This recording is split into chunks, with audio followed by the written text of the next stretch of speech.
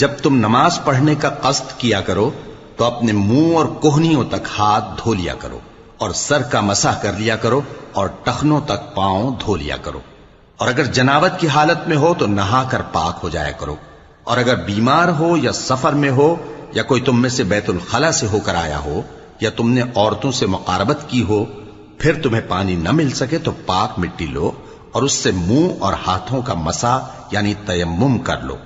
اللہ تم پر کسی طرح کی تنگی نہیں کرنا چاہتا، بلکہ یہ چاہتا ہے کہ تمہیں پاک کرے اور اپنی نعمتیں تم پر پوری کرے تاکہ تم شکر کرو۔